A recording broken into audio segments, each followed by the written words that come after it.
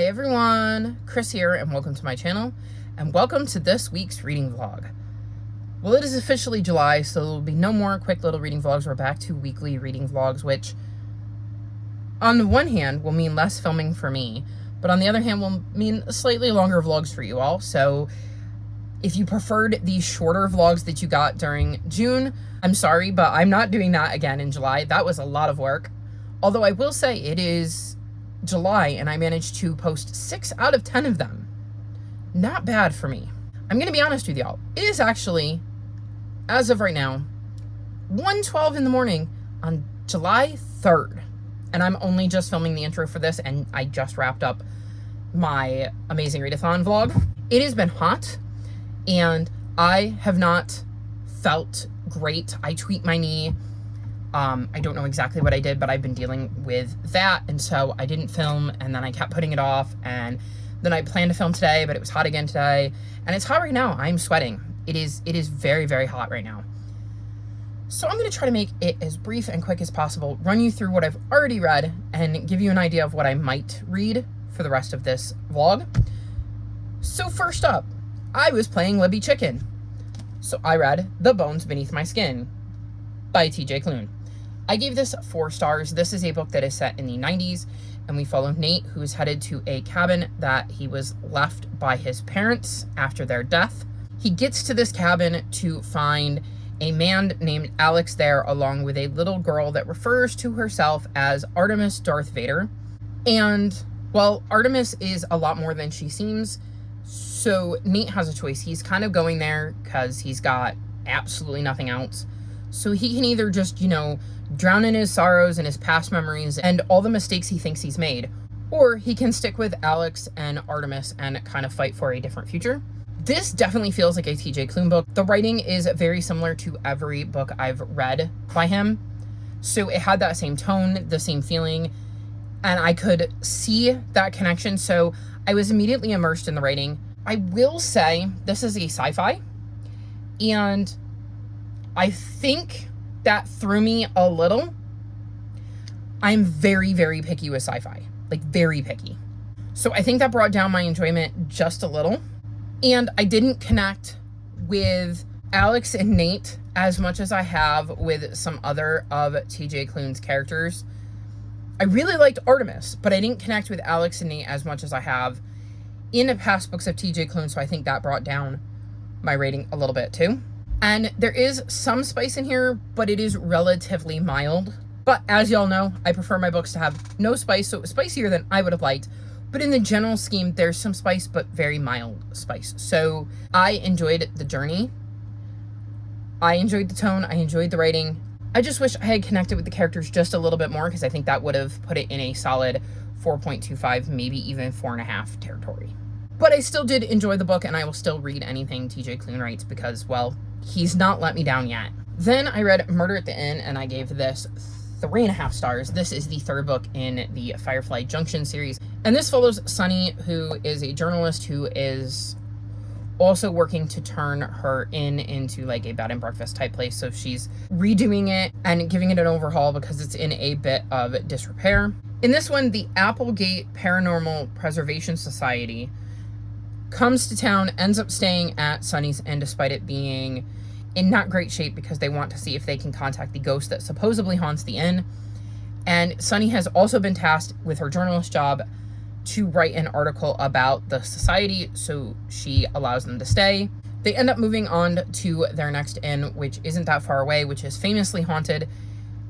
And then one of the members of the crew ends up dead, and Sunny ends up getting involved in that investigation. And I was not invested in this murder whatsoever, really. I didn't really care about the victim or who may or may not have murdered him. It was not something that kept my attention. I do like Sunny and the inn and the characters that she interacts with and the relationships that are building in the background and wondering how certain things are going to turn out there. And I'm invested in that, so I will probably keep reading the series. But I believe I had the same problem with book 2. I didn't necessarily love the mystery. And in this one, I'm finding the same thing. So at some point, because this is a very long series, it may be a series I end up DNFing because as much as I'm liking some of the background stuff, if the mysteries aren't holding my attention, eventually I might just not care enough about the characters to continue on. But for now I do, and we'll see where I go with the series. Then I read 3 books in the same series, and I gave all of them 5 stars, and that is Star the Elephant, Rainbow the Koala, and Sunny the Shark. These are the first 3 and only, at the moment anyways, books in the Surviving the Wild series. These are children's graphic novels. In this one, we're following Star, who is dealing with losing her home and food supply due to deforestation. In Rainbow the Koala, we're dealing with Rainbow being told by his mom he is old enough to set out on his own as he tries to find his own food source, water supply, place to sleep.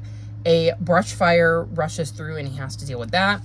And then in Sunny the Shark, Sunny ends up getting tangled up in the string of a balloon and has to deal with trying to find food for themselves while being tangled in this bit of debris that humans have left behind. So all 3 of these are focused on things humans have done that have caused issues with these particular animals. They're all based on real stories, but I thought these were really cute.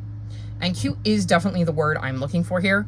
Yes, they are dealing with serious things, but I thought that the art was cute. These stories were, again, I'm going to use the word cute. Despite being serious, I think they've done a really good job at balancing the, like I said, cute nature of the drawings and what is going on, even when it does get kind of scary, while also talking about a very serious topic. I think that the author does a really good job of writing at a good level for children in a way that makes them understand what is going on without it being too scary or too serious. I think these are fantastic. I absolutely want to get copies for some of the little ones. I think I'm going to keep these. That's how much I enjoyed them, because I could see myself wanting to just reread them and spend time with these characters again. And I love that at the end of each of them, for instance, in this one, it says, the true story behind Star's adventure. And then it talks about elephants that actually had to deal with the things Star dealt with. Same with Rainbow and same with Sunny. So all of these are loosely based on real things that happen. And then these real things are talked about and ideas are given as to how we can help prevent these things from happening and do our part to contribute to making life easier for these animals. So very much enjoyed these and would highly recommend these if you have little ones in your life who want to read something cute but also like to learn, because I think these do a really good job of, like I said, balancing that cutesy nature with actually teaching a lesson. And then the last book I finished is Where is the Great Barrier Reef? And I gave this 4 stars. This is a Who HQ novel, which is a middle grade non-fiction series which looks at different topics. In this one, we're learning all about the Great Barrier Reef. There were a lot of things in here that I didn't know, so I really enjoyed learning some more about the Great Barrier Reef. Obviously, I knew where it was, but they give you a lot more information about how it's formed, what lives there, what depends on it, how important it is, and stuff like that. And I thought that that was really interesting. I will say that the reason it's getting 4 stars and not higher is I'm not sure it is as engaging as some other Who HQ books I've read, and I worry that middle graders won't be as absorbed with it as, like I said, some of the other ones I've read. But I do still think it is an interesting novel, and it worked really well with the Surviving the Wild series, because I read all of these in the same night, and so it actually paired well with what I was already reading. So I thought that was kind of cool, and I had that connection to draw on as well. So enjoyed this, just not as much as some of the others in this series. And then the last update I have for you is that I've started the 5th book in the Weary Dragon Inn series, which I think is called like Magicians and Mole Men or something like that. It's definitely a double M. And I'm about a quarter of the way through.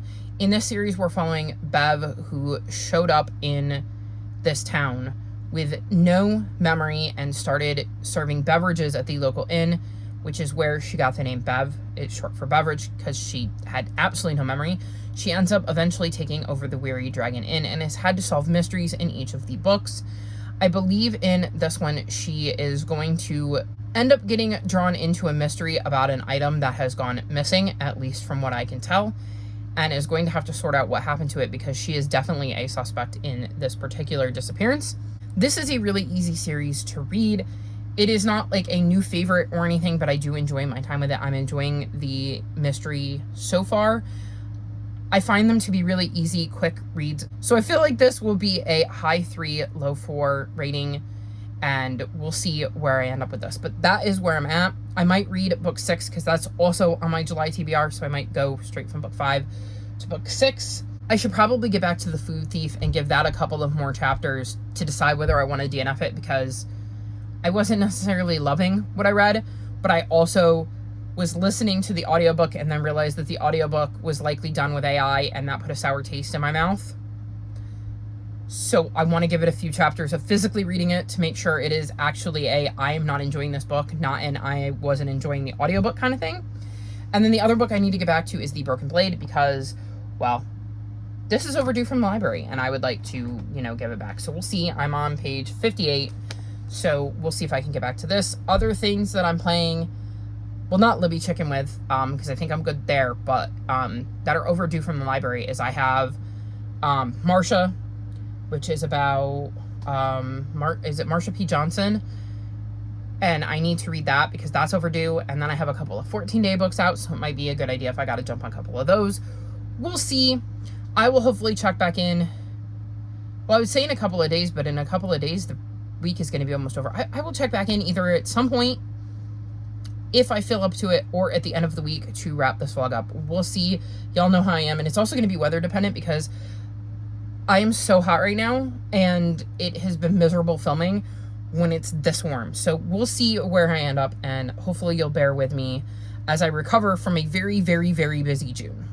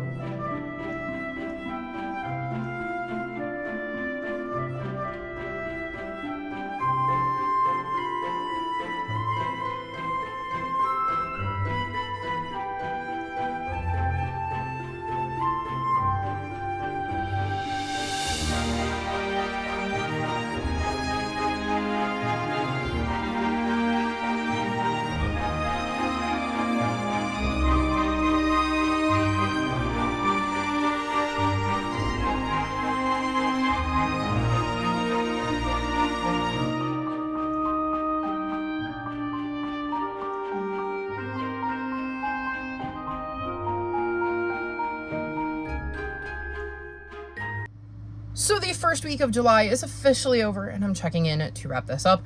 I am very, very hot, so I apologize for the fan on the air conditioner. We're kind of borderline as to whether I should turn the air on, and I try not to do it if I don't have to because, well, Bugsy really doesn't like when I have the air on, so we're trying to go without it. Mainly because when the air is on, I have to close the door, and he doesn't like being in here with the door shut, and they won't come in, so I'd prefer to have the cats and, maybe be a little bit more uncomfortable. So we're rolling with it, but filming-wise, hot. So we're going to try to make this quick, which should be easy enough because after the crazy month of June with 75 books, I've slowed down just a little. So I finished Magic and Moleman and gave this 3.5 stars, and Veils and Villains and gave that one 3.75 stars, which are like books 5 and 6 in the Weird Dragon Inn series. And this is a series that follows Bev, who showed up in this town with no memory, ends up serving beverages at the local inn, hence beverage, because she doesn't even remember her own name, takes over the inn and ends up looking into all sorts of different mysteries in these books. So in Magic and Moleman, in a quest to hopefully see if she can figure out some more about her past, she goes to visit a friend who decides to help her and take her to this secret underground town, but upon leaving, is confronted because a magical talisman that protects the secret underground town is missing, so she starts to look into that. I didn't love the mystery in this one quite as much. I still like some of the pieces, and I definitely liked getting to see Bev interact with this particular friend more, but it wasn't my favorite. It did bounce back a little bit in Veils and Villains, which is why this got a 1/4 star higher, because in this one, she's dealing with a couple of her friends who are getting married, and the wedding just seems to be cursed, and she's trying to figure out what is going on with this wedding and why everything seems to be going wrong, and whether it is just bad luck or if there's some sort of magical component. I feel like some of the stuff from the first couple books and characters that I really enjoyed haven't featured quite as much in these later books, and I think that is changing my enjoyment. I am still invested in the series. I do like that we're starting to find out more about Bev's past as she's digging into it because she wants to know. So I think that has been an interesting wrinkle. I definitely plan to continue the series and continue the journey to see what Bev can find out, while also dealing with all of the other craziness that is going on in Newtown. So while not my favorite, it is still a series I'm enjoying. Then onto a book I did enjoy, Grave Expectations. I gave this 2.75, and that might be generous. So this follows Claire, who is a bit of a medium. She can see the ghost of her best friend, Sophie.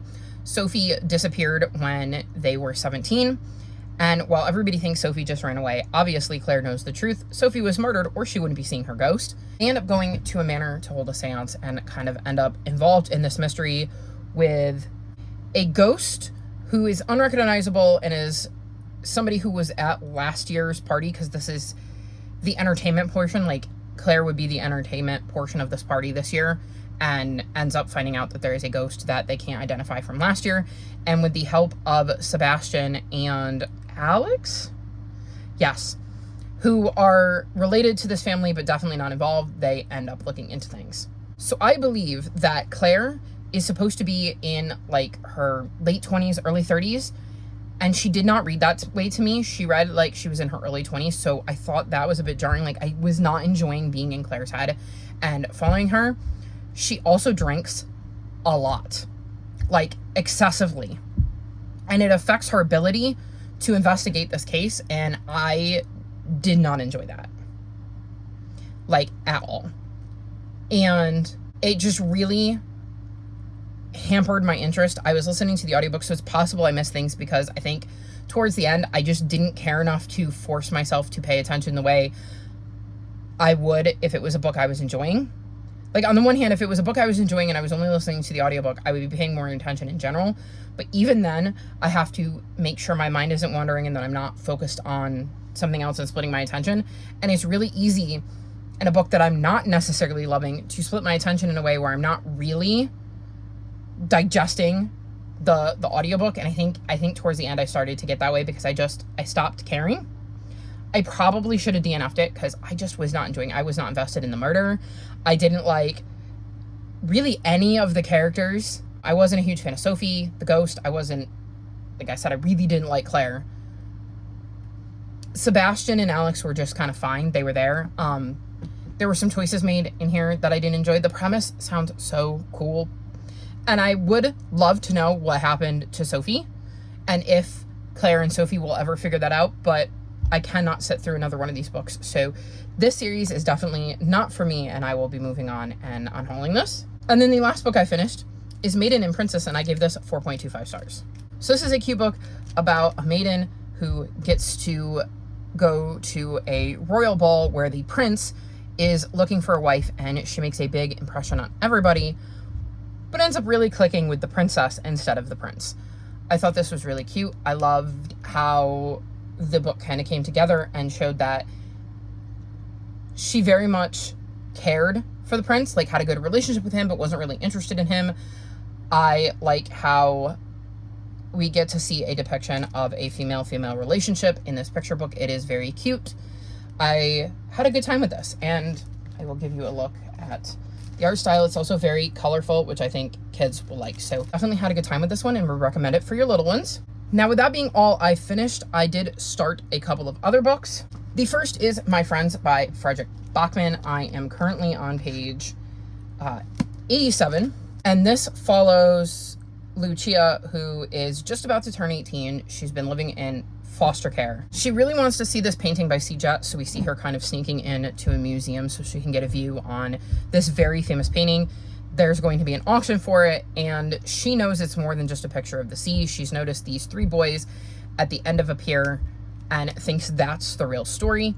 And then we also get the POV of the artist who painted it back in the day when he was getting ready to paint it, of him and his friends. I'm enjoying this so far. I'm intrigued. I want to know how the storylines are going to converge, why we're seeing things in the past, how it ties into the present. And I expect Frederick Buckman to deliver a good time because I've enjoyed pretty much everything I've read by him. So I have high hopes for this one. So that's where I'm at with this. Then I started Marsha, The Joy and Defiance of Marsha P. Johnson. I don't think I had started this in the last clip, and I'm on page 84, and I'm struggling with this. It is not engaging me in the way that I hoped. This is a biography about Marsha P. Johnson, and if you don't know who she is, she was highly involved in the aftermath of Stonewall, involved in the Stonewall riots, and was highly invested in helping push forward queer and trans rights. I wanted to learn more about her because I know how important she is to our queer history. I just don't know if this book is necessarily working for me, but I'm going to keep at it. I'm going to keep reading it. Maybe I'm just reading it at times when I'm already tired, and because I have to physically read it, it's not keeping me as engaged as I would need it to when I'm tired. So we'll see. I'm not ready to DNF this yet. I know a lot of people love it. It has really high ratings, but I have seen from the handful of ratings that are not as high that some people found the format to be a bit textbooky, which could be part of my problem. They said it could get a bit repetitive, and they weren't thrilled about the order with the way things were told because I guess it jumps around. So we'll see if I manage to continue this one. Then another book I started is Community Witch. I am not very far into this, a couple of chapters, I think. And we're following our main character, who I believe is named Aspen, and her great aunt dies, and she has to deal with the fallout of that, and it allows her to escape a not great relationship and maybe get a career doing something she's always wanted to do.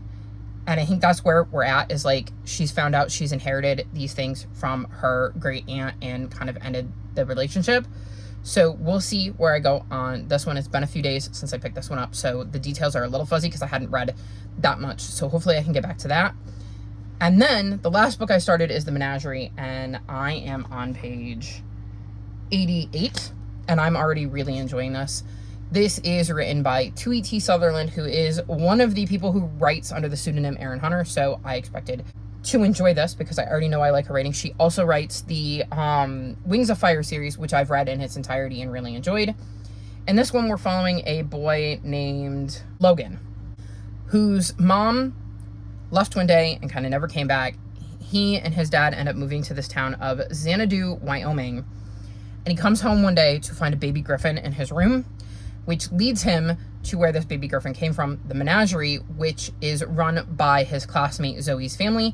And a bunch of other baby griffins have gotten loose. So I think he and Zoe are going to team up to try to get them, because it says here, if they can't be found, the menagerie will be shut down. So I am definitely enjoying this. I had only planned to read a chapter or two because I needed an audiobook, and then I just kind of kept reading, and I am now on chapter 12. So obviously I'm already sucked in and enjoying this, and I'm really enjoying the banter between Logan and Zoe. I'm curious to find out more about this menagerie. I want to know more about the griffins and the magical animals there, so I'm having a fun time with this one. And that is the end of my first week of July. As you can see, not the most productive reading week, but given that I read 75 books in June, that's not really surprising.